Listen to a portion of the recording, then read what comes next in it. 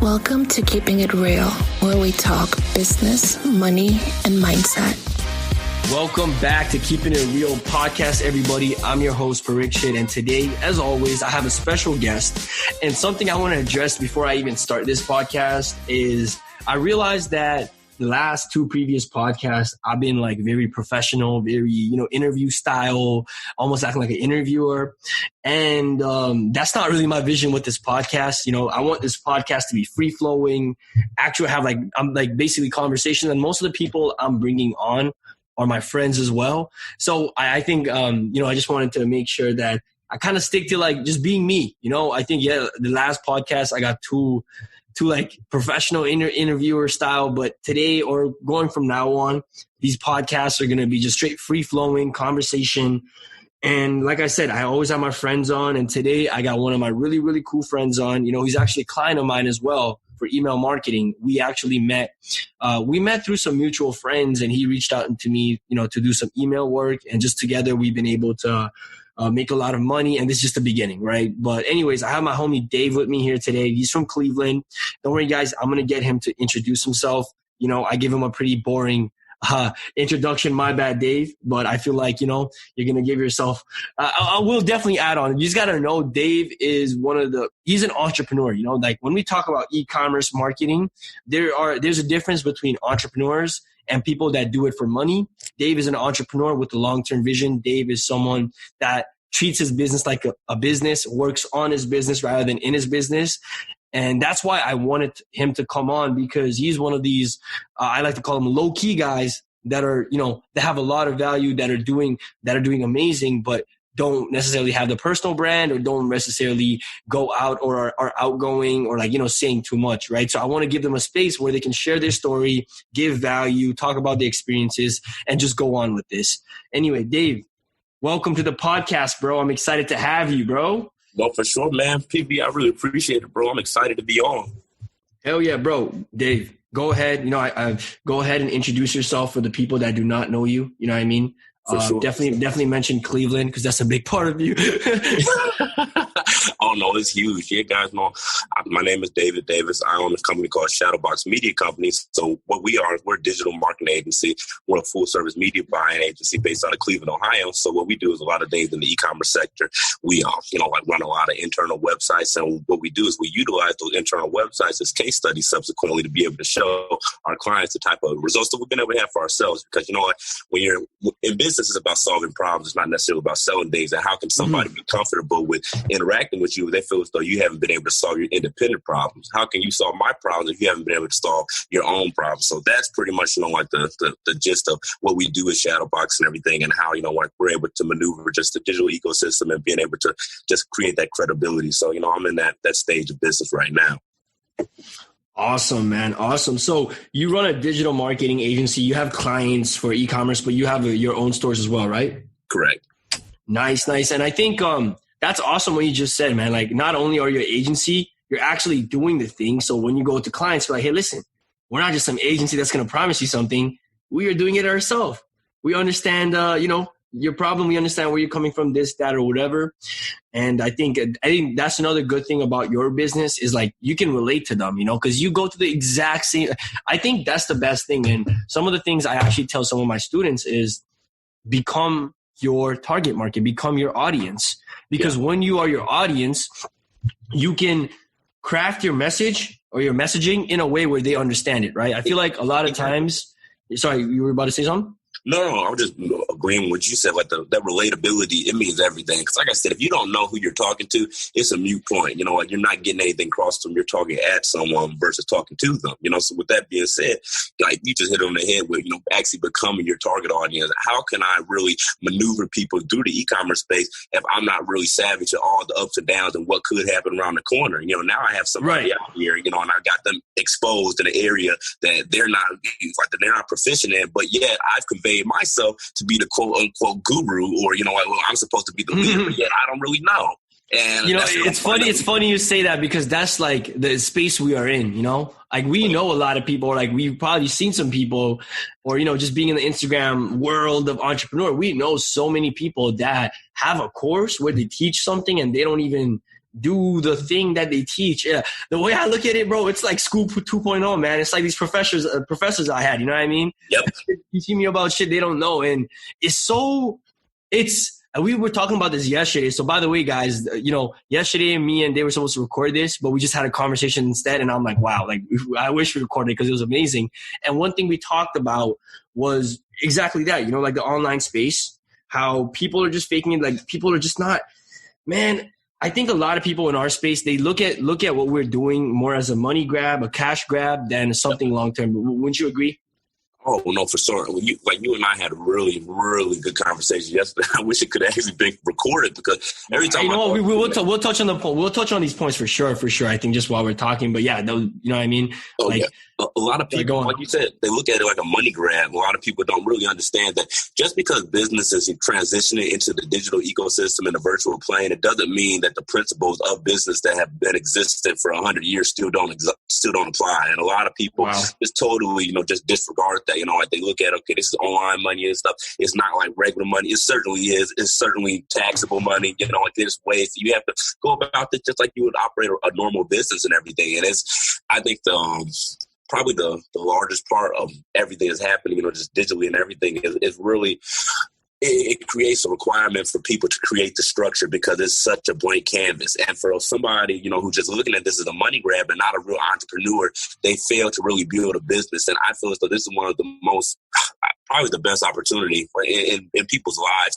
The advent of technology has allowed people who normally wouldn't be able to compete on a certain area or on a certain scale to really be able to compete without those disparities economically, with the access to information because of the advent of technology, Right, 100%. And I think I loved what you pointed out is that, hey, the business rules still apply even though it's online, right? And I think a lot of people, I really want to touch on this point because the people listening right now, they are in the same position that we used to be in where we looked at it more as, cash grab. We looked at it as I like to call it a lick. If you don't have a proper business, like proper structure, a proper team, it's more of a lick. Like, it's just a side hustle. It's just like, it's a hustle. It's a hustle. It's literally a hustle. And what I tell people is, listen, if you're doing everything in your business, you don't have a business, you have a job. Like there you go. Escape this whole 9-to-5, rat race. It's the same. It's the same ideology. Literally, you just created that rat race just at your home now, or whatever. Isn't that crazy, man? You create your own independent rat race. Literally, right? And the thing is, I was on this for a minute, like because before this is how I explain to people, like. What I mean by this, what we mean by having a business rather than, hustle. So let me tell you guys something, okay? Before, I was a business, right? Me, Splash, Prediction, I was the business because let's say, God forbid, I get sick tomorrow and I can't write emails. That day I probably won't make money, right? Now, we have Mint App. Like Mint App is its own thing. I am a part of Mint App. So Mint App, my business, it's its own thing and I'm just a part of it. Before I was Mint App, I was, you know what I mean? Like Mint App is performing poor. That means I am performing poor. Now it's like, God forbid, let's say something were to happen to me tomorrow. Mint App still exists. It's still going to be running. It's just I am not there. And I think that's what a business is. And that's a level you need to get at because, Dave, imagine me hitting you up saying, yo, let's go to Bali. Let's go to Mexico. And you're saying, oh, man. And when we go there, you're there with your laptop working all the time while we're trying to have fun. Is that fun? Is that a reality that you want for yourself? Nope. You know what? I might as well just go back to Cleveland and go get a real job. On some real shit, because at that point, you don't have to take the risk. You don't have to worry about uncertainty. Yep. You have security. You have structure. Your free time is your free time. Just think about that. You and I are on vacation, but if I have my own independent rat race, that means my job, my rat race is all the time. But at least if I work a 9 to 5, after 5, you and I can actually have fun. Yeah, that's why people after work, they go to bars and shit because they're like, I literally have nothing to do. Like we're off the clock. We're not getting paid for this. Why would we do that? Exactly. And you know what? Like this is a big epiphany I had last year around this time in Bali, when I was in Bali last year, where I'm in my villa, beautiful villa, by the way, 2-bedroom AC, maids are coming cleaning, private pool.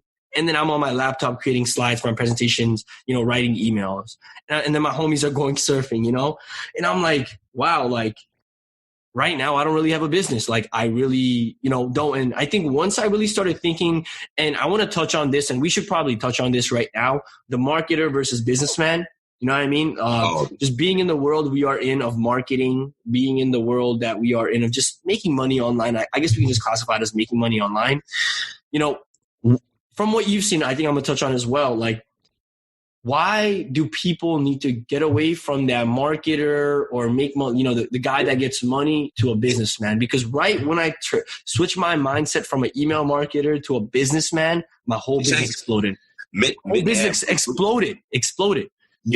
Dude, look, I before I get to that point about the marketer versus the businessman, I can't even overstep. Probably if anybody's listening, if you take away anything, what PB just said before about creating your own independent rat race, still working a 9 to 5 by working in your business and not on it. Literally, when I realized at a certain point, I got to rewind, just kind of tell everyone my story. See, when I was in high school, I've been doing e-commerce. I'm 20 years old. PB and I are the same age, and I've been doing Yeah. Dude, I think this is a perfect time for you to touch on some of your previous business ventures, because I think that will relate to how you transition from, you're still making money, but now making money as a businessman. Exactly.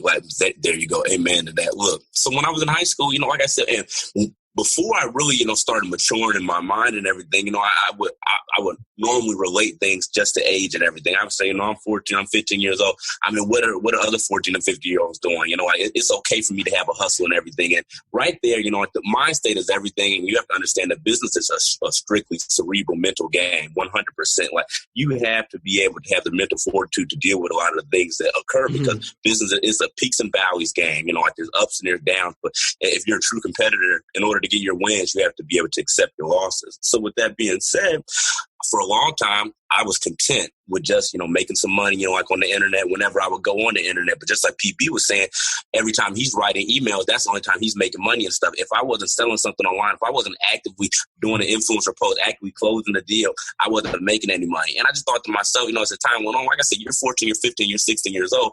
It's not necessarily so much of it's not a priority at the time to really start thinking about the transition into how you can start doing this and creating some stability. Because like I said, $1,000, $2,000, I'm 15 years old. I'm fine. That's a lot of money for a 15-year-old, bro. You're balling. That's what I'm saying. At the time, in your mind, you think that. But like I said, the train keeps on rolling. You get a little bit older, you're 16, you're 17 years old, you're still making that type of money. Like I said, at a certain point, once you've been indoctrinated to that type of finances, and once you're used to that type of income, you start to think further in life. How can I sustain this? Because you have a new level of comfort to your life. Let's be honest. Once you started making this e-com money, this email marketing money at a certain level, things started to change a little bit. The comfortability. You don't want to go back. The complacency. You know what? That's one of the main things I asked my mentor, Mac. I'm like, yo, how do you not get complacent? Because there have been so many times. I'm going to be honest, during this quarantine, there's been a lot of times where I've been super complacent, right? Especially what we just talked about. After, you guys got to realize, after you have a team, you realize, wow, this is how, life is supposed to be, not me worrying about shit all the time. Yep. And, since having all that free time, I got very comfortable, but, you really can't. The way I explained to Dave yesterday was, we were both watching, The Last Dance, the documentary. I hope you guys watched it. It just finished, right? And the way I looked at it is if I'm celebrating right now, I'm celebrating mid-season, man. Yep. This is just a mid-season game that I won before All-Star, and now I'm going out the club and partying, Yep. I got to be on some Kobe and Jordan shit and not give a fuck until game 6, game 7, the buzzer's up, and there's a championship in your hand. Exactly. And I guess it sounds weird to you guys, but once it's an analogy, right? So what's your championship for you? What is that big goal for you? And ever since I did that, my whole life is changing. I actually haven't I don't lack motivation no more. Just because I think we were just talking about it with you as well. Right before this call, we both said, I'm super in my bag right now. You're yo, I am in my bag right now as well. And that's a metaphor for yo, I'm really that inner drive you have to literally do anything. All you care about is your goals right now. You know what I mean? Oh, yeah. I think people really need to get to that. people really need to make that transition. Because once you get to that point, like you said, you have to identify what is your Super Bowl, what is your finals. Like I said, because like for us, like I said, we might be searching economic prosperity, but that might not be for everybody. But you still need to identify your path and like where you ultimately want to end up. Because like I said, for example, just recently, I was really blessed to make Forbes Business Council. And that's something that I view as a prerequisite to where I ultimately want to end up. Why am I not celebrating it so much? Because, like I said, that's still not my Super Bowl. I understand you have to win in the regular season. You have to win the playoffs to get to the finals, but it's still not the game. It's still not that. So with that being said, I just feel like UPB, I don't lack motivation anymore because I realize I have to continue to create, just like you have to create your business and create your opportunity, you have to continue to create your own motivation from within. That's what I'm saying. Like, business is strictly a 100% cerebral game because all of this stuff that we're talking about, this is all stuff in you and I's mind. Half of this stuff isn't even tangible, And going back to your point about being a businessman, versus a marketer and just, being able to run your business and not, work in your business or, work on your business versus work in it. I started just realizing there's some things that I want in life and everything, and it's not going to be attainable if I'm out here hustling. And I realized that this is a cyclical nature, that if I don't break this cycle, then you can get stuck in it. Because let's be honest, this internet money is very volatile and it's in a very robust economy right now because the digital space is the only thing that's not necessarily being recessed. So with that being said, you had that type of money rolling in and everything. How do you realize to yourself that this isn't, I have to continue pressing forward because what goals are you setting for yourself that are big enough that it's going to take you time to achieve and stuff? You don't want this money to stop because you're just making a little bit of money here on the side, $1,000, $2,000, $3,000 in straight profit. That's good to a lot of people, and it was good. It is good. It's a good step. When you come from nothing, bro, like that is a lot of money. It's a lot of money. I'm gonna be honest. The first $2,000 I made, bro, I put a down payment on my braces, and then I booked a flight to New York. Because I'm like, wow, this is money. Like, wow, you know what I mean? October 9th, 2016 was the day I got my very first car, the car I have to this day. I put $3,000 on it, and it was a used car, a 2010 Dodge Journey, for $6,000. And the first $3,000, like, this is a funny story. You know how I was telling you in the past and everything, I don't know if I got into this story yet, but for everyone who knows, when I was in high school, just years ago and everything, the first thing I did in the e-commerce space was, the reselling of athletic shoes, a lot of Jordans and everything. But once that business kind of had, just disintegrated for me, I was left in a really, really weird impasse in life where I felt as though I no longer had anything to sell, but yet I had achieved and I had garnered these skills, these digital skills to be able to create websites, to be able to code, to be able to maneuver these influencer relationships, the wherewithal to be able to run digital ads. Then I realized, these skills are actually more valuable than that business itself. Because if you think about it like this, PB knows how to do email marketing, www.xxx.com. What if that website goes away? Okay, but PB has the skills. He can go get www.abc.com now. And once I realized that I had a skill set in the digital economy, I was able to go forward and do something else. I started designing websites, and the very first check I got was for $3,000, and I went and got my first car with that. And so just what you're saying, it was a whole bunch of money, all the way up until I got to about 18 years old. And I thought, shoot, I'm going to have to make a decision this year. This is senior year of high school, like for everybody. What are you going to do with yourself? I'm sitting here at this point, having made at least $40,000 every year throughout high school, and I never said anything about it.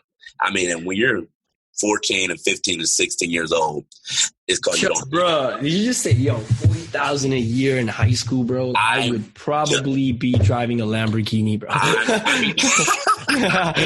You get what I mean, though, bro? That's Lamborghini money in high school, bro. Bro, look at that. That was probably just the gross. I'm talking about I probably made over the course of the year like $10,000 or $12,000. But think about that.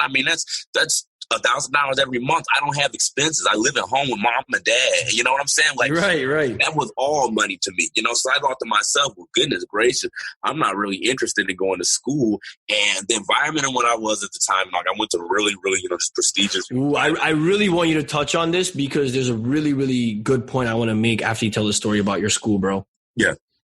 Go for it, bro. Yeah. Okay, let me go ahead. I was just saying, like, I went to school and everything. Like I said, it was honestly, in that environment, like I say, a lot of people there, are very, very well educated and everything. And it's a highly acclaimed institution in Cleveland and everything. But with that being said, it was almost sacrilegious to not go to college. But I was cognizant through my independent research of everything that was pending and everything that was really starting to come to the forefront in the digital economy. And me being a capitalist and opportunist, I'm sitting here looking for what is the next break, in the redistribution of how things are in America. And for the life of me, I could not just go with what someone was saying, because if one thing my father's told me, he told me that Ronald Reagan made a quote, to trust but verify. So with all due respect, I definitely listen and hear everyone out. But when you hear someone speak, and then you go online and from multiple different resources, you've been able to cultivate an opinion that's totally to the contrary of what you've heard. It's an issue, and it definitely 100%. Causes a rift. You're seeing everything in TechCrunch. I'm seeing everything in New York Times that's pointing toward what we're actually seeing in society today. But this is 3 years ago. But everyone is telling me to the contrary. No, this is, what the traditional path is. This is what you should be doing, everything. And like I had just said, I was making the money to reaffirm my thought patterns. It wasn't just a fanciful, this is a TechCrunch. Like I said, I know it wasn't astronomical amounts of money. I've been, very blessed to have, grown, just the volume of what we do on an annual basis and everything. But at 15 and 16 years old, just doing 40, 50, 60 grand a year, I mean, in your mind, you feel as though this could be something if you really got serious about it, And that's I don't think I would take shit from. I don't think I would take shit from anyone, bro, for making that kind of. Dude, at the end of high school, I'm not gonna lie, I had really, and no one knew, because, like I said, I've never been, I've never been the type to brag. I want my accomplishments to right. I don't want to be the one to. I don't want to be remembered as the dude who said that thing. I want to be remembered as the dude who did that thing. You know what I'm saying? 100 fucking percent, bro. 100%. I always was quiet about it. But with that being said, when I was really starting to get pressed at the end of high school, like to quote unquote get serious and everything, I was starting to have somewhat of an authoritative issue. Because like you're just saying, you wouldn't take shit from anybody. I'm thinking to myself, I'm trying my hardest to be respectful of you guys, but you don't know what's going on. And nobody ventured enough to just ask me. And, like that, like I said, that situation ended up disintegrating and everything. But long story short, I was still able to, just get a lot of value from whatever. You can't leave any situation without having learned something, or then it is a waste. Even if it didn't work out the best for however you envision it to, you still have got something, or you still have got to get something from it. And like I said, even if that is the experience and the wherewithal to not do it again, you have won. 100%, bro. And something I want to touch on, and you know what? This is a story that you told us when we were all in Toronto, when you came to Toronto, and this relates to the school you went to, right? Yeah. You said that there was time where you were making good money for kids our age, but in your mind, it felt normal because of the environment you were in. Can you touch a little bit more on that? Oh, yeah. Okay. So like I said, I have to give respect where respect is due. The school that I went to, and they definitely make sure that they cultivate and they refine the raw product. They do a good job in terms of their due diligence and, just who they discern and who they allow, just within the confines of their institution. With that being said, I had already felt some type of a reaffirmation to my intellectual ability, just the fact that I was there and the fact that, that they felt I should be there. With that being said, the level of the socioeconomic status of that school and everybody in it was raised astronomically from anything I had been exposed to. So with that being said, I just started, a fish doesn't know he's wet until he's out of water. You get what I'm saying? Word, so man, that's a banger. When you're in a bubble like that, think about it. I mean, when you're in one of the nicest suburbs of your city and everything, I mean, there's things that you're not cognizant of that you would normally be thinking about. I live in downtown Cleveland now, okay? I mean, we're talking about the equivalent to, where did you say Drake's Mansion is in Toronto? I forget the city.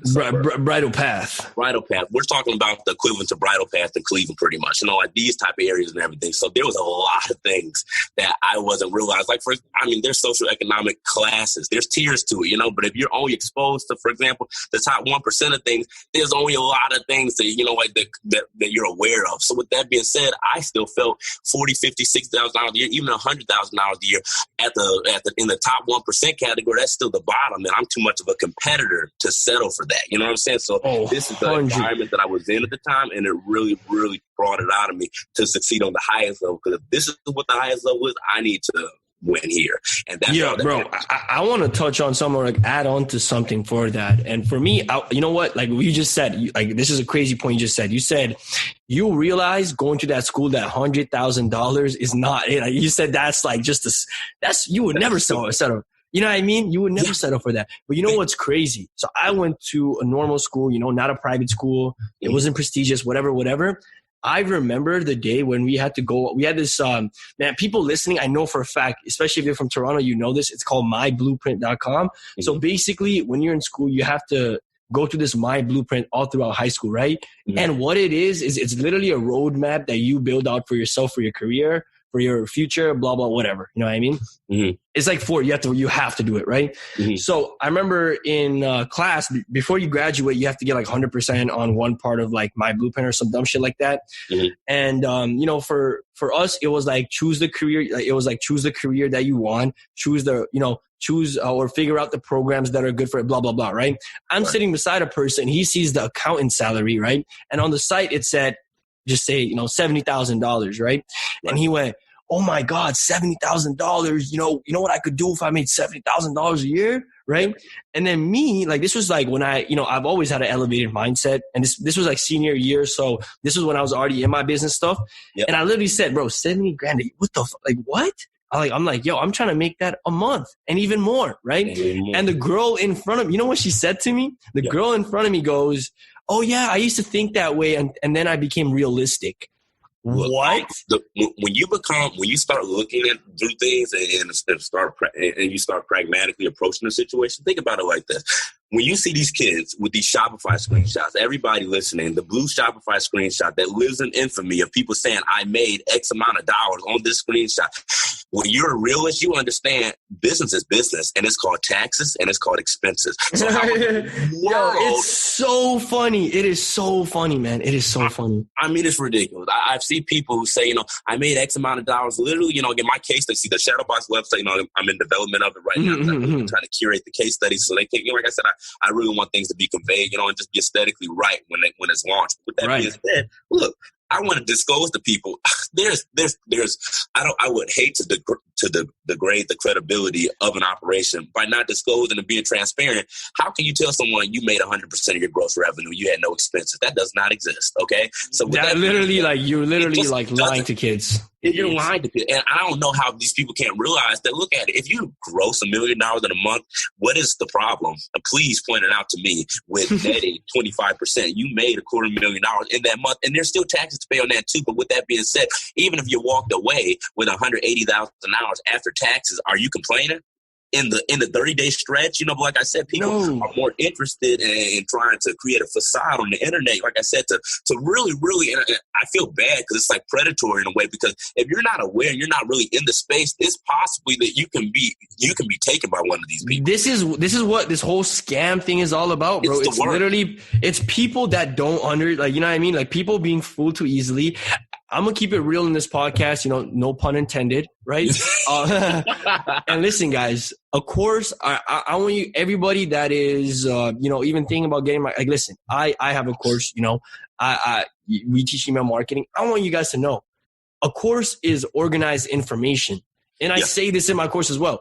When has information alone done anything, right? We can get information to build a rocket ship today. Like right now, me and you, if we really wanted to, we would get information to build a rocket ship. But does that mean that this is where people are messing up? They think that, you know, having that blueprint, having that course is going to change their life. Like and you know what? I can see why they would do that too. These courses, they cost so much, you know, they're almost sold a life, this, that, or whatever. And then they spend all their money, all their paycheck buying this course because, and you know, if you have that much invested in something, you're going to think it's going to, you know, change your life, impact your life. Right. But if we look at it for what it is just organized information. School is just organized information. Anything you want to learn in school, you can learn outside. It's just organized for you. And there's tests and exams. So, you know, you retain it or you actually show competence of it, right? And I think this is where people are messing up. And this is also like, you know what, like, you can't only blame them, you know, like they're just innocent people that want to make money. Like it's sad that people are like, really preying on stuff like, like they're saying, course will change your life. Course will change your life. Disclaimer, guys, anybody listening, please just be wary of anybody selling a position online to a non-accredited investor. People don't understand this. There's rules of engagement when it comes to fielding capital, when it comes to anything like that. For anybody selling a position or an investment strategy, any way that you can make some money to somebody who's not a non-accredited investor. What is a non-accredited investor? Somebody who makes less than $200,000 a year, or with you and your spouse making $300,000 collectively. If you're not doing that, I would really think twice about who this person is, because the fact is, if they're targeting a demographic that's a non-accredited investor, they probably are selling a crappy product. Because if you were pitching IPOs to private equity investors and to venture capitalists and and to presidents of banks, with that type of disposable income and the time that to warrant to do their own due diligence, you would have your stuff together, or you wouldn't be getting investment. But you're preying on college kids who just want to make some money, and it's the innocence of that, and that's wrong. That's really wrong, man. And that's just really wrong. We can go on talk about what's wrong with the internet space, but you know what? Let's move back to, let's talk back to, I think honestly, already we've given some amazing value. Like if you're listening right now and whatever we're saying is like hitting you in a certain way, like, you know what I mean? Like, when someone says something and it hits you because you can relate to it. Hey, if that is you, start making changes, right? If you are easily influenced by what someone posts online, be more wary of it. If you are only running your business and if you're running, your marketing agency and you're the only one doing everything, start thinking like a businessman, right?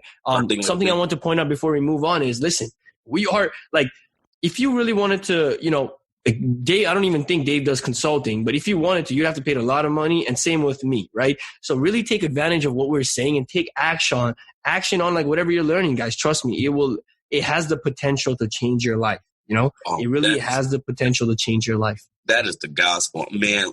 I'm going to tell you, PB, honestly, just with the flow of how things have been, just, with the internet and everything, right? This is just a life that we live. With anything good, there's also some bad. If you think about it, of course, I wouldn't have been as fortunate as I was to meet you without the advent of the internet. But with that being said, there's a lot of people who also have taken the opportunity to create a facade and to monetize off of that, whether that be in a predatory or a disingenuous way through the advent of technology as well. So with that being said, like I said, with anything, you can use it for good. What you can use for good, you can also use for bad, So I just think that if anybody takes anything just from the first segment, what we've been talking about is really the difference between being a businessman and, just real, or just looking at this as having a hustle versus having a business. Like having a business, like, you know what I mean? I don't like the connotation. I don't even like the connotation. I don't even like someone to call me a hustler, because I'm not going to lie. I've lived that, and it's not something that is admirable. It's only admirable to somebody who they view hustling or being a hustler as a cinematic production. Okay, I don't live a movie. This is my life. You know what I'm saying? I'm not right. Guys, trust me. This ain't New Jack City for me. So I don't understand how people don't get. That's not something that's attractive to me, and that's not something, like I said, I would be vehemently opposed to it, and would verbally oppose it in public if I had to, because it's just not something I want to. Not something I want to see. Something I want to exemplify through my work and through my actions. 100%, bro. You hit the nail on that one. And something I want to talk about now in the next segment is quick money, right? So you have a lot of stories, and I think when you came to Toronto and we had all those conversations in Brandon's apartment, one thing that you really dialed down in my head was that, hey, listen, bro, why make quick money? Right? Why make quick money when you can put the same effort and make legit money that is proper good? And I want you to touch on some stories of, you chasing quick money and the long-term repercussions of that. Yeah. And also just whatever you told us, bro, about the, quick money. So I would love for you to go ahead and touch on it, bro. For sure. No, man, I'm actually grateful to, just be here seeing and talking with you today. Cause I don't discuss. You don't be talking, but this is awesome right now. Like like whatever we're saying is awesome. Yeah. I feel like just me and you talking, we're learning right now. You know what I mean? Whatever you're saying, I'm learning. I'm like writing out notes on whatever you said. Right? Oh, man. No pun intended, but this is definitely a keeping it real podcast. This is really keeping it that's why, I had to create one, because too many people faking it, bro. And that's why, like, I wanted a place for people. Like, if you go to a normal podcast, who do you see? The guy with 10,000 followers, 11,000 followers with a YouTube channel, this guy with the course. I want to bring on the low-key people that are doing things without making a beep online. You know what I mean? That's so attractive to me, man. I mean, look, the way that the game is going is, I don't do consulting because I'm not going to lie. The way that people are, the people who do the consultation, the people who do the teaching and stuff, it's kind of degraded the credibility of the game and stuff. Because now whenever you see somebody who's saying, you know, they're going to teach you how to do this and stuff, automatically you got a red flag on them. Yeah, and I can't afford the red flag. Bro, you know, like the thing is, like, that's the boat I'm in right now. And I'm not going to say much because I have something launching that will change everything. I'll talk to you. I think I talked to you about this a little bit, but sorry, my bad. I didn't mean to cut you off. No, I won't say nothing. Yeah, my bad. I completely forgot where we're going with this. I just got distracted in my own mind. You know what I mean? Sometimes hey, listen, I'm not perfect, guys. We keep it real here. And one of the realest things is, knowing that you're not perfect. But Dave, go ahead and touch on the earlier hustles you had, bro. For sure. Earlier business ventures and then the lessons you've learned from it. Oh yeah. So I'm just gonna preface it like this. A lot of the things that I did when I was younger was just due to the immaturity and not being aware of a lot of my actions at the time. So with that being said, the internet in the beginning of this, and it's just so funny to really say it like this, even to think that I've been doing something consecutively for as long as it really has been, for like 7-8 years, just doing this e-commerce stuff. But with that being said, in 2013 and 2014, this was a totally different ball game. The stuff that we just talked about for the first half hour that didn't exist. The gurus weren't here yet. There was just it was the Wild West, really. People still think it's volatile like that, and it is, but they didn't see it before. It was a point in e-commerce when you could get online. Like I said, this is when I was 14 or 15 years old. I was getting my mind blown when you could go online, and within an hour or two, well, you had made $1,000 or $2,000. And that alone, like I said, the advent of technology and the internet in this generation changed it changed the dynamic of where my life was going to go. Because with that right there at 15 years old, I was no longer interested in any physical thing. There was nothing that could interest me if it wasn't in the digital realm, because I didn't believe it. There's no way. Like, for example, even if it did make $2,000, it didn't make it as easily as what I just did, because I just made it in math class. I was in right. You know what I'm saying? It doesn't matter what you can say. So with that, because it's about the effort that's exerted. If it makes $250,000, that's fine. Good for you. Okay. You had to be there every day. I'm at home. It's totally different. So with that said, there's levels. Hey, my phone background says there's levels to this shit, and I think that applies right now in this exact moment. There's levels to this shit. There's levels to it, and the exposure to that new level, it really sped up the process of me becoming an enigma in society. Because like I said, the coronavirus has actually been advantageous towards our whole game and our whole industry. Right. There was a lot of doubt and a lot of pessimism in the water, just about, just the credibility and just how things can actually seamlessly and efficiently operate in a digital ecosystem solely, but now people are doing a Zoom meeting. There are no office centricity is starting to, go out the window and stuff. I don't know if you saw, but the CEO of Shopify, Tobias, he put out an article. Yeah, I seen that. Yeah, he said, because they realize, and what most companies are realizing, what we've been doing for years, that do this at home. Yeah, it's not that people go crazy when I say, I don't have an office in Toronto. All my team is like, I talk to them online. Talk to them online. Like, I'm not gonna. I have really, really wanted an office and everything, but now all of this happened and stuff. Yeah, why, bro? Why? It's an unnecessary overhead expense. And I don't want to get ahead of myself, but because I want to talk about just later on, just about how a lot of other businesses can really, really just think. If you can just stop and pause for a moment and think, well, how can you make more money with the money that you already have? I mean, this is why people look for tax shelters. This is why people try to cut expenses, because if you think about it, if you're grossing $1 million or such, and you're only making $150,000. Okay, you're saying, I want to make more money, so I need to gross $2 million. You know what? How about you try to figure out how, in your current margin, you can make that $250? Where can you save $100? And a lot of people have these big physical spaces that are just that. They're big, they're physical, and they're unnecessary. I mean, you're talking about it is so unnecessary. So unnecessary. Pay $60,000 a year for rent, okay? You know, like in an office building or whatever. But you could have just operated a weekly cloud meeting and you save $60,000. So think about it. From that 150 you're talking about, you want to make 200.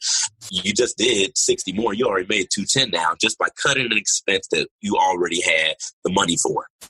People don't understand that. So with that being said, the exposure to everything in the digital ecosystem, like I said, it really, really made me an enigma. I'm not going to lie, just a lot of things. I always, I had a more of a difficult time relating to people, because like I said, where my mind is and where I'm really trying to go and everything, I had to get to a point of realizing that I'm probably more often going to be misunderstood than understood. So especially where you are, man, that's not a, place known for entrepreneurs. That's not a place known for a lot of like big talent coming out when it comes to business and entrepreneurship. Yeah, I mean, man, that is what. But once again, just like we always talk about, I'm not Kevin Durant. I'm not about to go leave and go to the best team, okay, and act like I had a part in that city's ascension, okay. Like it really matters to me that if I want to be the best, and I really want us to be the best, it matters to do it and where I am, okay, and not to be hopscotching all over the board. Because, like I said, the advent of technology has really taken away a lot of the excuses. Think about it: access to capital. Okay, let's just go through like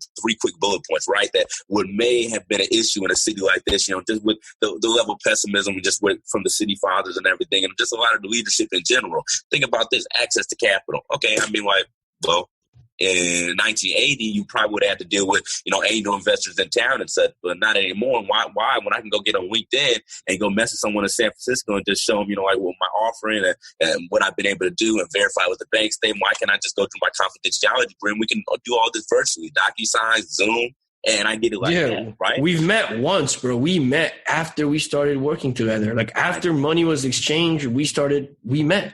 You know what I mean? Like I think also this virus really shows people that this is the future. Like, it's funny. Man, this is funny. Another funny story I have. I remember there was one time I was just in the bank, and I think this is before I started my business, but this guy was doing something business bank account related, right? And I was like, oh, wow, you have a business? He's like, yeah, blah, blah, blah. And I'm like, are you doing any social media marketing? Because I think that's when I was learning social media marketing. Yeah. And then he's like, oh, that's bullshit. I don't believe in that. Oh, blah, blah, blah. And I think about it like, let's see that guy now. He's probably out of business right now. He's probably not even running, right? Like, really think about it. Bro, we are in a time, right? Like, Dave, I think this is something we are forgetting to, or I don't think you are, because you are really up to date with what's going on, and you are aware of the world. But we are in a time where people are struggling like crazy.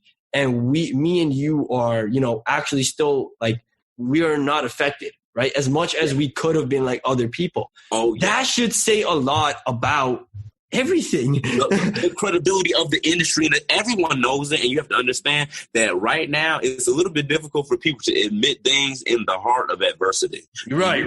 When you're in the teeth of dealing with your own problem, it's hard to admit somebody else's, being able to have discerned the situation better than you. Because like I said, I ate shit for years. Just people, continuously telling me, and just having an adversarial opinion to the ways that I wanted to execute what I wanted to do. But like I said, I always made sure that I just remain, and you have to acquire a thirst for knowledge yourself. This is where that all begins. Because like I said, from regardless of what you can tell me, I am going to go look it up. I'm interested to know for myself. And with that curiosity, right? I was able to cultivate an independent opinion and be able to realize this is where the world is going, regardless of what they're saying. And I can't even lie, the fact that I had the money at the time, even on such a minuscule scale, reaffirmed to me, because I thought, okay, it might only be $30,000 or $40,000, but David, you are 17 years old and you're in school. Regardless of what anyone is saying, you can't even get away from these people for 2 hours to do this for real. If I could just get out of school, just have the time to not be ripping my hair out and to just figure this out, I know I can be successful on an astronomical scale. And once I lit the match, I told myself, where's the kerosene? Because I'm not putting this fire out. Okay, I'm growing and I'm going to burn everything. Oh, dude, once you get your first, like, I call it the, you get it phase. And I've been seeing it with a lot of my students. And I think I was telling you yesterday, once you get it, once you see the long-term vision in it, then you're like, okay, I'm all in. Because you're all in. You're not working for tomorrow. You're working from 3 years down the line, 5 years down the line. 5 years down the line. I'm working so I don't have to be 27 years old and be worried about my wife and my kids having it. Yeah, it goes back to what we were talking about, is like celebrating mid-season versus celebrating after winning the championship, right? And I think Once you have that mind state that you understand like I said, you can't see the trees, or you can't see the forest when you're too close to the trees. You have to step back and realize the game. We're 20 years old. I have to understand. We're 20 years old, bro. Yeah. We are 20 years old. You have to think about that, and it sounds crazy, but like I said, you have to. If you look at the face of entrepreneurship, look at Vitalik. Okay, for example, I don't know if anybody's listening who knows, but if you're in the cryptocurrencies, you're in the Bitcoin and stuff, you know, Ethereum is made by somebody our age, and this kid is unbelievably wealthy. We're talking like $400 million. Okay, like people say, it's in a digital portfolio, whatever. You know, like his net worth, you know, it fluctuates with the price of Bitcoin, blah blah blah. This, that. Regardless of the fact, the face of entrepreneurship is transitioning into. If you even listen to the NFL draft, Roger Goodell said, and now you have adults using teenager technology. They don't even think that this is something that is commensurate to their generation. This is something that people in our age, if they realize and they really feel as though that they can get behind this, they need to claim it, because I feel as though that's what we're doing. 100%, bro. And we were talking about it yesterday, man. We are the pioneers of what is going to be the future. Like, it's funny and it's sad for some people that they're not going to, goes back to this quote I heard a long time ago. It's not the most intelligent or the strongest that survive, but the ones that can adapt, right? Yep. And I feel like we have adapted early on, and we have become pioneers in an industry. Like, people think this is the final form of e-commerce. Like, they don't think that, I don't think people understand like the progression that we've had just in the last fucking 5 years. Yep. Like, the world is completely huge. And even 10 years, bro. Huge. I mean, look, Amazon wasn't a tenth of what, not a tenth. Bro, I don't remember. I don't think I ever ordered off Amazon before 2017, But now I can't go a day without it. I just spent 1.1K on Amazon buying a scooter. You know what I mean? You hear about it, Jeffrey. You hear about Bezos in every corner, on every city. If it's good, if it's bad, if it's ugly, if it's not, you hear about him. And that's for a reason. Exactly. It's all about Bezos, and the only person who even astronomically is close really in the relativity of our game is Zuck, because 100%. Because the 100%. Platform, it's these platforms, like I said, that really control just the pace of the progression. Because, like I said, for example, the platform, they don't like when you're putting on the platform, they can remove you. They can really control the pace of progression in society. You get what I'm saying? Like, that's why people are so upset, by the size of Amazon and everything. And it's really like funny to me. I know it's funny. I know. Like, by the way, if you guys are listening and you complain about people donating, you complain about other people's money, I'm gonna keep it real again. And I'm gonna be honest. You probably shouldn't listen to this podcast because you're not gonna like me. I am so against that shit. I am so against looking at other people's money, focusing on others. So if you care so much about building, listen, I'm just going to keep it real, guys. You're probably not going to like what I have to say in the future. So it's best if you just stop watching my podcast from now on. I think it's good to clear that out, but I think we can both agree it's very absurd. Like, I don't know if you watched the new Elon Musk interview with Joe Rogan. God, no, you have to, because the way he explained it, it was perfect. First he said he's selling all of his items, blah, blah, blah, right? And it's crazy. You know what he said? He said, he's like, before it was, oh, you're a billionaire guy, you own houses, cars, blah, blah, blah. He's like, now, I don't. Now what? And you know what else? You know what? Screw that. Screw whatever I said there. You know why Elon actually did all of that? Why? Because this motherfucker's in his bag. He said, what's more important, a mansion or going to Mars? He said, going to Mars. What's more important? Having a really nice car or going to Mars. Like, he is really about his bag, and his bag is Mars, right? My 2010 Dodge journey still pushing it strong, because I'm not going to lie. When the first 3 or 4 years of this, I was probably more so interested in having some things. But then in the last, 100%. I'm going to say 24 months, like, I really got serious. Like, I have put myself in a place mentally where I understand this is the long game. And that's why I became accustomed to and being content with staying in Cleveland. Because, look, once you get yourself and once you've developed the mental fortitude to be able to handle what you have to deal with and what's put on your plate, you understand this is about the game, not the setting. Home or away, we got to win. You get what I'm saying? 100%, bro. Doesn't matter. 100%. Think about this. I can't take a loser mindset to New York City, okay, because I'm going to get destroyed, okay? And I'll get you're going to get, man, in New York? Come on. They will destroy me. That's why I say it's about the mindset. It doesn't matter the location of it, okay? I have to make sure that I have things. I have us as a team in a position to succeed anywhere, home or away. 100%, bro. 100%. I think you're the one that really opened my mind to that is, like, hey, why go out somewhere when you can just build here? Dude, right? Time out. Let's pause right there because this is just such an insightful podcast. There's so many things. Bro, the shit we talked about today, like, if and the thing is, bro, listen, guys, whoever listening to this right now, I want you to go ahead, follow Dave. His link should be here somewhere. I want you to follow me, which you already should be, and let us know if it's just helping.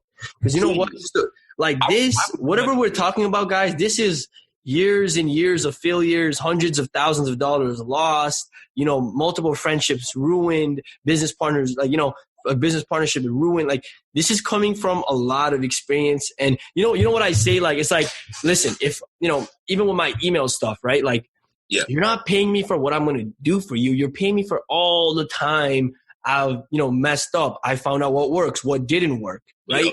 And it's not the actual email you pay, but it's like all the experience. It's your experience. Because who the hell wants to go through Splash in 7 years, especially once you hear all the peaks and valleys. Bro. Because the thing is, no one, back to Instagram, these gurus, blah, blah, blah, whatever, like no one talks about the bad shit, yo. You know what I mean? No one talks about the down, the negatives. Like, that's what loses credibility for me because it's like, see, when I talk to you, I always knew this is a genuine, authentic person. You know why? Because whenever it takes a big man to be able to disclose your own insecurities, your own inadequacies. Right. Now, when I had my problems, I straight up head on say it. Just say it because we all have them, okay? We all have them. And everybody knows that. It's about your willingness to admit that. And the fact that you can come and the fact that I can come, that allows us to, one, take responsibility for what we did, and then, two, move past that. Because think about it, dude. If you never took responsibility for it, that means you ain't never done anything wrong. So that means 100%. You don't need to improve because you haven't done anything wrong. And that's all in your head.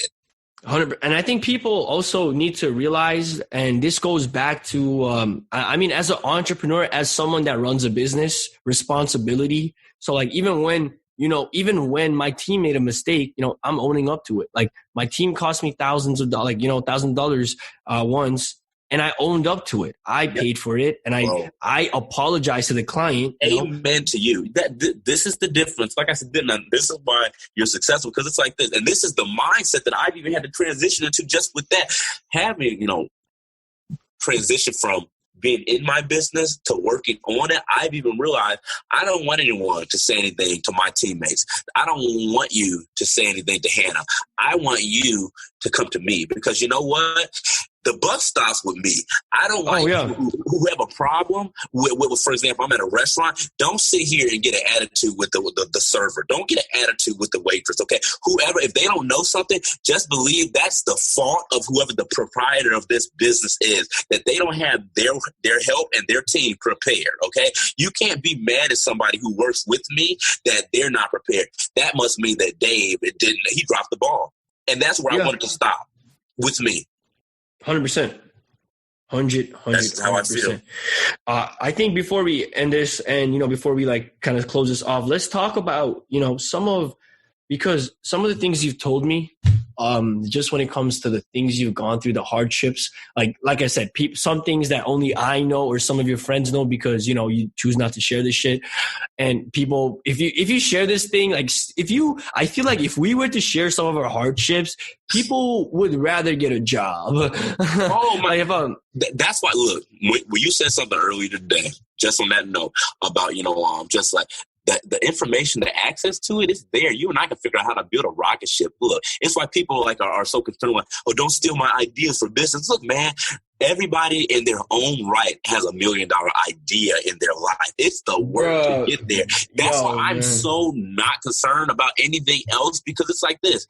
regardless of what's going on, once you see what you have to do, that makes people drop like fries, okay? And it'll only leave the real people anyway. And if that's it's a good thing that is the case. You know what I mean? Exactly. It's a good thing because the system, it does it in itself. You don't have to do all this talking and getting upset with people. If they want to say, you know, that they're inspired to do this and that's what they want to do, and you don't believe them, don't say anything, okay? Because once they actually have to start doing it, it'll come to light, and that's the end of it. 110%, bro. And I think even when it comes back to the, you know, business side of things and looking at it as a whole rather than the parts you choose to look at it, right? So I think people look at business for only the good part of it, man. They only look at, oh, money's going to come in. They don't think about the expenses, the taxes, the taxes, the bullshit. This year, this happened. Like the way I like to say, bro, we're not even entrepreneurs, man. We're firemen. Every day there's a fire that we have to put out. Wow. Like, you know, like that's how I look at it. We literally firefighters. Business is a series of recurring problems and solutions. Okay, that's why. Literally, that's why it's so weird that people just start a business for just money, man. Like a business is created to solve a fucking problem. You might as well go get some money then. Like if you just want some money, you might as well just go get the money because this has so much more to it. This has so much more that you wouldn't even want this if you just wanted the money because you have no choice but to take the fries that come with this shake. You get what I'm saying? 100%. And, you know, we're not saying this to people to, you know, drive people away from entrepreneurship. We listen, the name of the podcast, Keeping It Real. We want you to be ready for the reality of it. When people first, you know, learn from me, get inside of my course, I let them know, like, there's levels to this shit. Like, this is if you're looking at this as another cash grab, you're going to make money, good luck, because you're not going to make any, because this is a real business. You're solving a real problem for another real business, right? Yep. And if you're not going to treat it like that, if you're not going to look at it like that, wow, you know, you might have made your $2,000 by fooling someone to work with you, but believe that they will never ever work with you again, and your name is going to be tarnished. Right. And I think that's another big thing in the online industry. And that's why that's why you said you really don't even want to get into this whole, you know, consulting, education, blah, blah, blah, because your reputation means everything. One little dirt on your name can, like, let's say some old client out of nowhere came out and said, this guy was a scammer. His emails didn't work. It was shit. He was lying to it, blah, blah, blah. It's so sad that we're in a space where the whole business could be ruined because of that. Dude, a false accusation. Back to trust but verify, dude. Once again, you don't understand. Once I realized, like I said, that I'm going to incur more misunderstanding than understand. Once you realize that the majority constituency of people will just take somebody else's word for it. See, because TB, if I heard that, you know what? I would have to hear from multiple different sources because I don't just take one person's word for anything. 100%. That's the last thing you want to do. That's the last thing you want to do is what I like to tell people is, listen, make conclusions based on data, not theory, and not even data from what you've seen, your data. Like, you know what I mean? So when people let's say diet. Okay, this guy's telling you to go keto. This guy's saying paleo. This guy's saying veganism. This guy's saying just drink water. You know, that's all cool, but don't make conclusions based on theory, other people's theory, or your own theory. Make conclusions based on what you've gone through. Like when people say, hey bro, should I use Facebook to get clients? I'm like, the fuck you mean should I get fit? Like, why don't you try it out, figure it out if it works for you, then, you know, make a conclusion. Why are you asking me to make a conclusions for you? Right? Like, what the hell? Yeah, dude, man, I have to say, man, I applaud you because you are probably one of, if not the only people in the space who really is committed towards the everyday education. Because you get it in the right way. You get what I'm saying? You understand that this is an evolving process. You are still in school, as am I. See, you and I understand that we don't need to be in the confines of an institution to be learning. Yeah. This is every day. I wake up with TechCrunch. Okay, I wake up with the New York Federal Reserve because I always have to make sure that I have to stay on the forefront of education and be relative towards the space. Otherwise, I will become irrelevant. So that in itself makes you have to enjoy it because otherwise, guess what? We're back to having a job. If you don't like this, it's a job. So just go get a regular job so you can be done at 5 o'clock because this doesn't stop.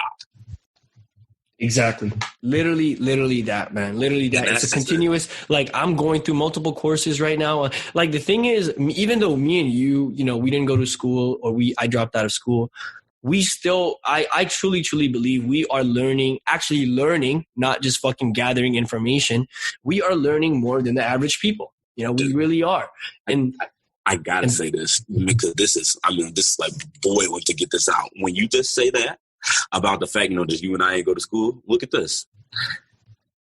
The coronavirus it really brought things to the forefront. Like I said, it really just makes me so happy. Like that these things are just things that I've known for years are just coming to the light. Because look at this, everything in America is economic, and not even just in America. This is a global economy, okay? Because the advent of technology has interconnected all of us. Like I said, you're in Toronto, here I am in Cleveland. You get what I'm saying? With that being said, people don't understand everything is economically motivated. Why in the world, all of a sudden, after years of banter and back and forth, politically and bureaucratically, is the NCAA now allowing people to make money off their image? Like, they see that nobody's had, look, if you are 19, 20, anybody listen, if you're 18, 19, and 20 years old and you feel as though you have an exceptional skill set and you've had experience in the past, not that this is no longer just a fanciful, I think I'm good or I think I could do this. If you feel that you've seen yourself exemplify these qualities and you want to see it on a higher level, I would not allow society's pessimism to thwart my youth and my passion for pursuing that. You see these kids, now they're going to an alternative league to make $500,000. Let's be honest with you, man. If anybody's ever been in school with an athlete or such, like I said, this is the majority constituency opinion. I'm not every athlete is like this, but the majority of athletes, they just get passed along through school and everything. So they might as well go ahead and get out early. That one and done. You think they're actually going to school? They're going to major in general studies. I don't understand why people just don't understand the economics of the situation. A lot of these kids come from disadvantaged social economic backgrounds and everything. Why in the world is it wrong for them to go ahead and start making some money? Because that's what you're doing. I mean, the NCAA, they are I think there's not an organization I probably hate more than them. Because they thwart youth. They thwart. It goes against capital. I look at it. It goes against capitalism, man. You hunt what you eat what you hunt, bro. Like Zion made Duke millions of fucking dollars. That's what I'm saying. You know what's funny to me when all these articles come out saying, "Oh, Zion." I seen some shit where it's like Zion's former manager. It's like, "Oh, Zion got private help from Duke." Oh, you don't say. Why? Like I think at that point.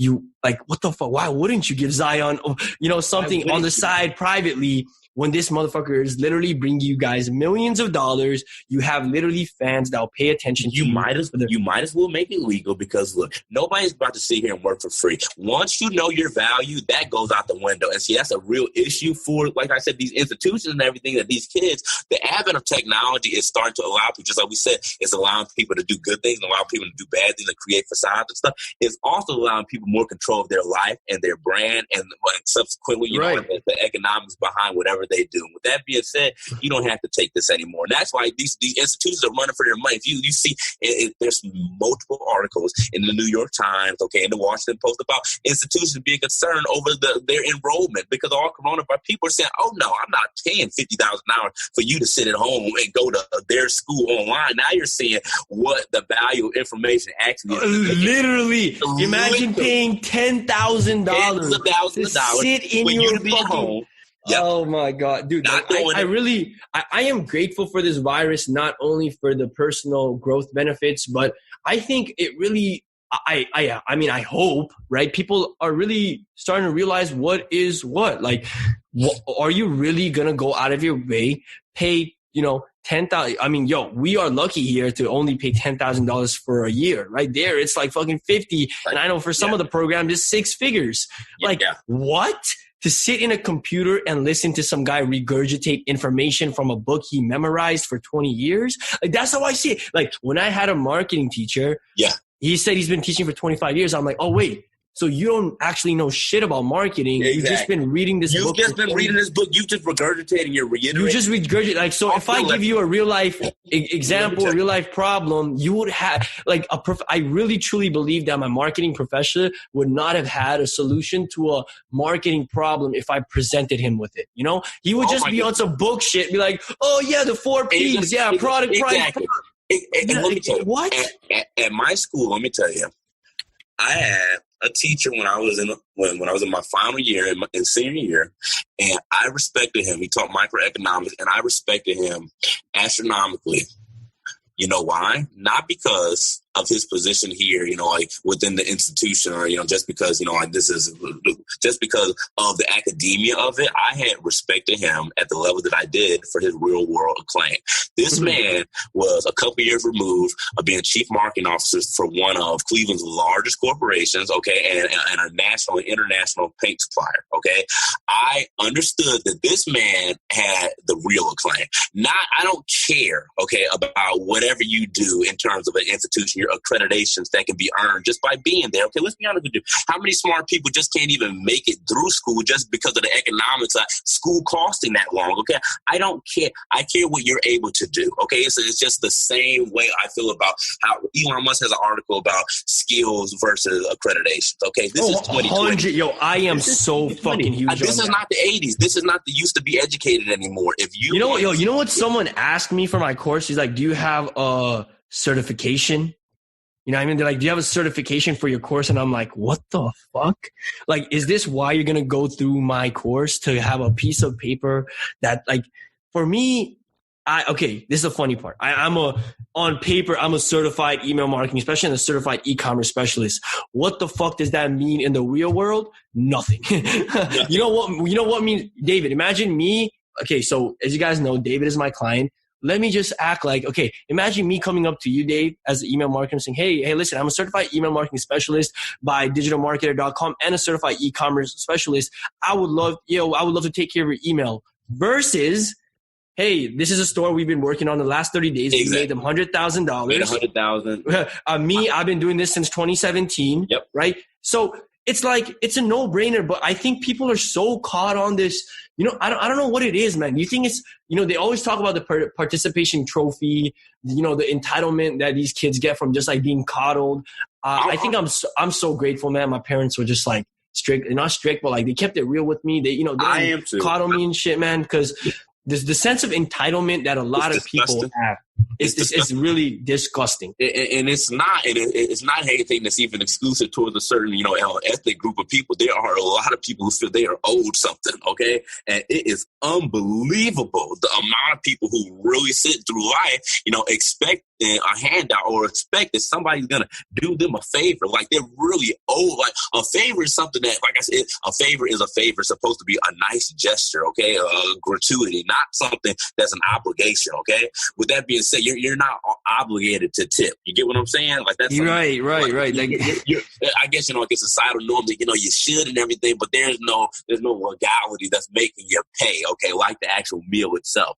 And with that being said, I think a lot of people, like I said, they're just not comfortable with the self-reliance that's going to be required from an opportunity like this. You have to get, this is why I see when I have children, it's really imperative for me just to teach the idea, just to teach the love of learning, because you have to understand in this world, I understand. Curiosity, man. I think that's the biggest thing that's helped me out a lot. I have to cultivate your love to want to learn and to be an intellect, because it'll do itself. You get what I'm saying? Like you will go and you'll create your own path if it's not already there for you.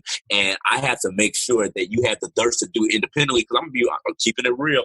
This is 2020. The world is changing. Okay, like everybody's on school line. A lot of people aren't liking it. I've had a lot of conversations with a lot of people like who I get inundated with amounts of social media messages and stuff with people in school, and they are really thinking about doing something alternatively. And I'm very reluctant to respond, you know, like with a definitive answer. Like I said, I'm not anyone's parent or anything. All I can really do is present, you know, just, you know, the facts of my situation. Like I said, in every situation is different. College and entrepreneurship is not a one-size-fits-all solution. You have to really discern your own personal situation. Are you a person that's driven, you know, like to do more? Are you an overambitious person? Are you somebody who has authoritative issues? Like, can you not take directions well? You know, and what is the reason for you not taking directions well? Okay, do you feel as though that other people just don't know what you know? What is it? You know, you have to ask yourself these questions to figure out what you want to do. Because if you check too many boxes, you know, a job might not be right for you. You know, like say you talk bad. You know, say you always think you know how to do something better. Say you do. you should go work for yourself then, because nobody is going to sit here and be disrespected in their job. You get what I'm saying? They're not going to be disrespected in their establishment. That's not going to happen. It's really important to discern the character of who you are so you can be able to make an educated opinion and decision about where you're going to take your life. I just feel as though I wouldn't be distraught if my kids were entrepreneurs, but I just want to make sure that you're an intellect. I think it's inevitable for my kids to not be not entrepreneurs, but self-reliance breeds on. Yeah, I think, we were talking about this yesterday. And by the way, guys, these are the type of convos you should be having with your friend. You see how even though this was a podcast, it's a conversation. Like, I am engaged in what he's saying. And this is just a side note. If you don't have friends that you have conversations like this, please start seeking out people where you can have growth conversation, right? But anyways, back to what we said yesterday, the last thing we want to do is have spoiled kids, right? And I think it's inevitable for our kids to not be winners, just because I feel like, especially think about it, right? Environment. We know how big environment is, your blah, blah, blah, the people around you, whatever. Yeah. I think if you're just if you were to do it right, it would be really hard for you to for us to fuck up our kids. You know what I mean? Unless we do some stupid dumb shit. I feel like, I don't know. For me, I feel like it's in the genes, man. I feel like it's in the genes for us, man. Side note, guys, back in Nepal, my family, my ancestors, they've always been in the army. So since the dawn of Nepal, beginning of Nepal. So you got the warrior genes in the blood, man. That's how I look at it. Dude, yeah, sometimes I don't know. I just feel like I guess we won't know until it's time. You know what I mean? I guess we won't. Time, but one thing, just like even with business and everything, there's stuff that it's not time for yet, but it don't mean you don't have to be prepared for it. So I just think to myself, I got to play chess and not checkers. I know where I want to end up, and I know I want to be a family man at a certain point, and I got to think, and I have to. It's not just about the monetary aspect of being a father. It's being able to, like I said, give the opportunities to cultivate yourself. Look, I'm keeping it real, man. I live as a black dude in America.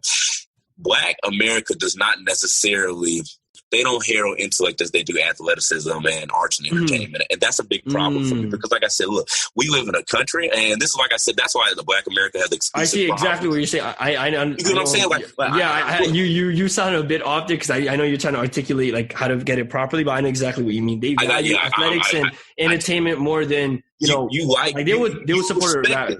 Yeah, you respect, you respect arts and entertainment. You can't even, because of the disillusionment in a lot of our people, it makes it really difficult in order to be able to cultivate a kid who believes the right things and stuff. But like I said, I'm going to be honest with you.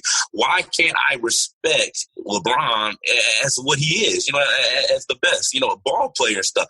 I got to keep it real with you. I have a thirst for knowledge. I read every day, and I know a lot of other people who are very well educated and are intellects that I respect as peers and everything. And with that being said, I'm not necessarily interested in hearing, somebody like that's activism or their political standpoint. Why is our community? And I ask myself these questions. Like I said, I am black. I have no choice. That this is where I live and stuff. I'm not changing that. So I ask myself, how come why don't white people look to Larry Bird and to Ashton Kutcher for political advice, but yet we look to LeBron? What's the problem?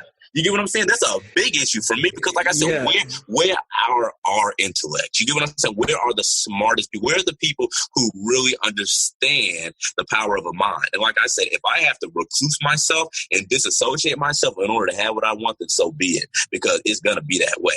I just don't care to have it any other way because I've just seen too much volatility and being able to maneuver things because of a mind and not because of an athletic skill set or anything physical. I really, when you just talk about working on your business instead of working in your business, it goes back, when I was in California, for anyone who knows Contra, best credit card processing company available, electronic commerce. For anybody who doesn't know and is in the e-commerce space, if you're doing any type of payment processing issues, this is the ultimate referral because this is going to solve your problems. But I don't want to get away from my point.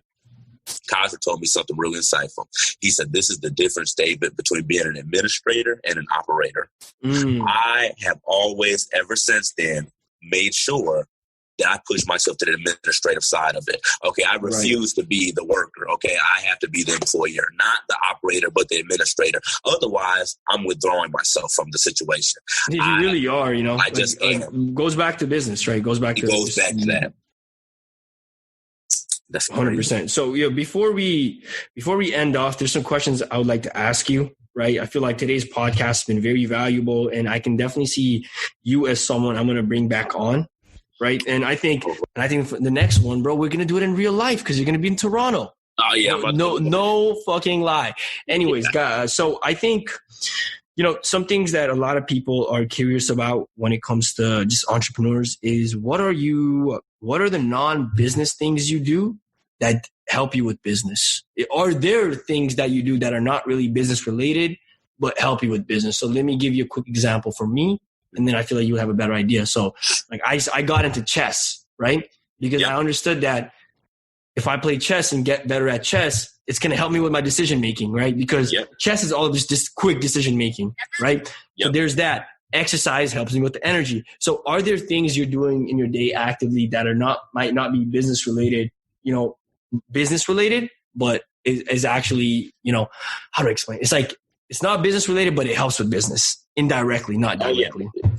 So everything, even see, and like I said, I'm so glad you say that, because you have to understand this is a whole lifestyle in order to be able to cultivate a mind. Because in order to cultivate a mind the way that I want it to be done, you also have to assimilate and associate fun with intellectual ascension. You get what I'm saying? If fun to you is playing ball, if fun to you is, doing this, like that's still not, like helping you to ultimately get to where you want to go, then fun could derail you. But if fun is getting stronger, like for example, if fun to a football player is working out, if fun is working on the field, is working on footwork, this is where the elite people actually separate themselves, because they, in their mind, their craft is fun. I like chess because I know I'm ascending my strategical propensity when I'm playing. Right. I like games. Why? Because it fuels my competitiveness. Okay, like the competitivity of any environment, whether this be Madden, whether we play a card, whether we're shooting pool, I like a competition. Okay, because it keeps my edge. I like that stuff, and people need to understand that it's an entire lifestyle. People ask me, what do I do for fun? I can't even necessarily tell you. I have had some other thoughts, like for example, it's warm now in Cleveland, so I'm getting these jet skis and stuff, so that's gonna be fun. But that's awesome. Yeah, I got to get on the lake, because otherwise there's not that very many things to do all the time. Like obviously, for anyone who doesn't know, I'm a diehard Browns fan, and that's also, I don't want to get in. That's for the next episode, all right? Because we'll get traumatized if we go there. But yeah, let's not go. I've heard it a lot just being around you when we're in Toronto watching the game, bro. Yeah, when I come to Toronto, I'll have to in person explain to the audience like how I feel about the Browns, because this could get intimate. It's deep. I don't know, but that's just my team. Like, there's no other. Every other sports team in Cleveland could move, as far as I'm concerned, and everybody else feels that way too. I mean, like, you can say what you want. I guess the Indians before the Cavs, or the Cavs before the Indians. Like, the Indians definitely are more of a franchise that's beloved before the Cavs. But I mean, this is the Browns town, 150%. It'll never change. 100%. So before we go, bro, you want to plug in your website, any social, anything you got going on, let the people know what's up? No, for sure. Yeah. I'll just go ahead. Oh, you want to link? Oh, no, actually, go ahead. The link's going to be here, but if you just want to say, actually, you know what, guys, listen, there's no point of you saying it because the links are going to be under the podcast. Guys, go follow him on Instagram. Keep up with them, connect with them on LinkedIn, blah, blah, blah, whatever. We're going to get him back 100% when he's back in Toronto. We got to get him back because there's so much more things we could have touched on. But, right after this, I do have to go. So anyways, Dave, thank you so much for, being on this podcast, bro. I really, really appreciate it. It was a pleasure, bro. You already fucking know, man. You already know what's up, bro. Like, I can't wait for you to, Dave is one of those guys, man, I've been grateful to me, and I'm grateful to meet someone like him just because he's expanded my mind. He's taught me a lot, and it's just a good friendship. It's like we think alike, and it's good to have people like that. So, man, I just, appreciate our friendship, man, just outside this podcast too. But anyways, I guess to everybody listening, hope you guys enjoyed this episode. Please leave a rating. Please leave a review. Please do whatever, do all of that. I really appreciate it. For those of you that, listen to the end, you guys are some real ones, so I really appreciate you guys for that. Hope you guys enjoyed it. Like I said, see you guys in the next episode. Bye-bye. That is it for this episode of Keeping It Real, everybody. And if you guys did enjoy this episode, I just ask for a small favor, and that is to share this with someone that you know would benefit from this podcast, as I really want to grow this community and this podcast through word of mouth. Right, from you guys sharing it or telling someone to mess with this podcast or listen to this podcast or posting us on Instagram. And by the way, guys, if you do post us on Instagram, please use the hashtag Keeping It Real and tag me at SplashmanPB, just so I can see it, just so I can, stay connected with the family and interact with some of you guys. But yeah, like I said, if you guys want to keep in touch with me, my Instagram is at SplashmanPB. If you guys want to check out my YouTube, where I drop amazing content and amazing value as well, just search my name, Parikshit Busnit, and my channel will appear. But anyways, guys, hope you guys enjoyed today's episode, and I will see you in the next one. Bye-bye.